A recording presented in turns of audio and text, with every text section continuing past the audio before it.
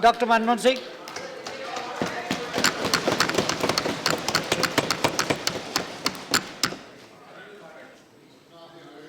Mr. Chairman, sir, I rise to highlight some of the problems that have arisen after the decision to demonetize 500 rupees and 1000 rupee currency note. Prime Minister has been arguing that this is the way to curb black money, to prevent growth of forfeited currency note, and also to help in control of terrorist finance activities.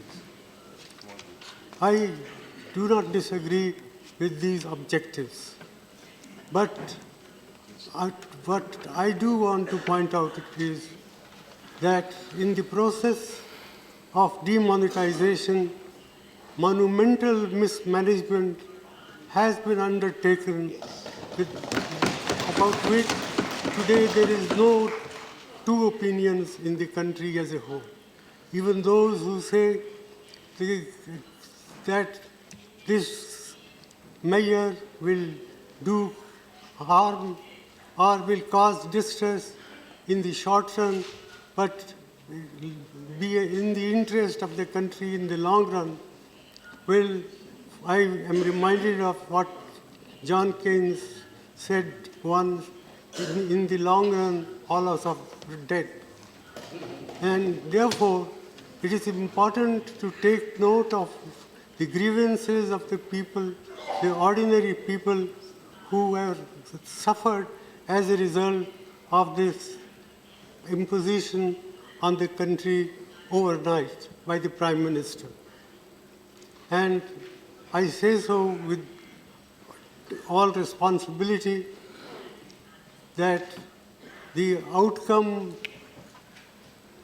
we do not know what will be the final outcome.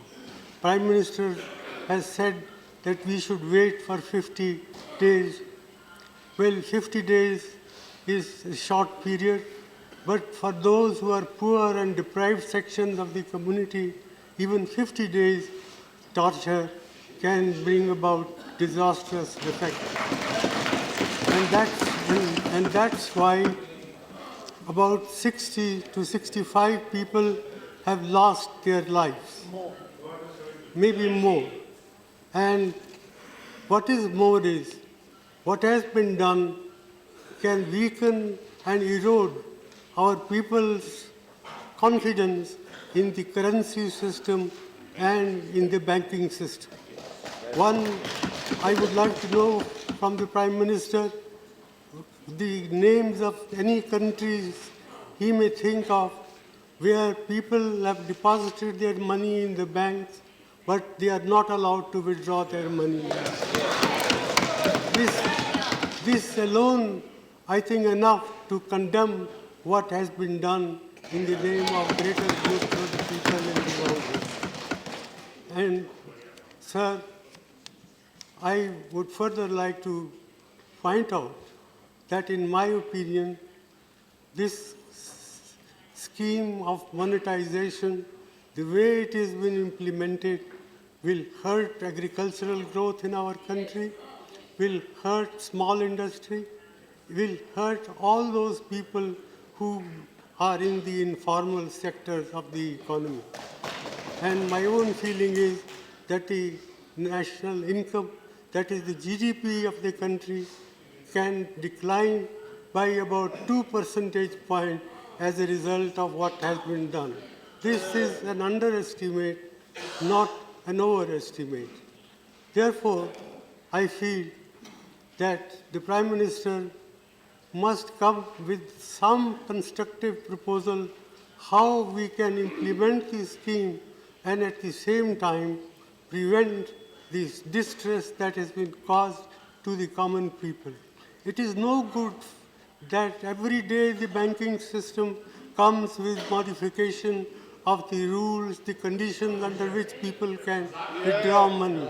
That reflects very poorly on the Prime Minister's office, on the Finance Minister's office, and on the Reserve Bank of India. I am very sorry that the Reserve Bank of India has been exposed to this sort of criticism, which I think is fully justified. I therefore not like to say much more than this. I urge upon the Prime Minister to find practical, pragmatic ways and means to relieve the distress of the people who happen to be a great majority of our people. After all, 90% of our people work in the informal sector. 55% of our workers in agriculture are feeling distress. The cooperative banking system, which serves large number of people in the rural areas, is non-functional, has been prevented from handling cash.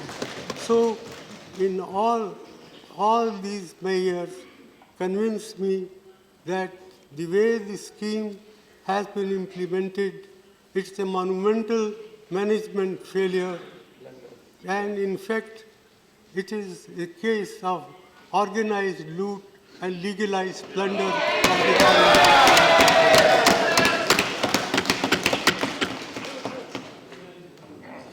With these words, sir, I conclude it is not my intention to pick holes in what one side does or another side does, but I sincerely hope that the Prime Minister will, even at this late hour, will help us to find practical, pragmatic ways and means to provide relief to the suffering people of this country. Thank you. Thank you.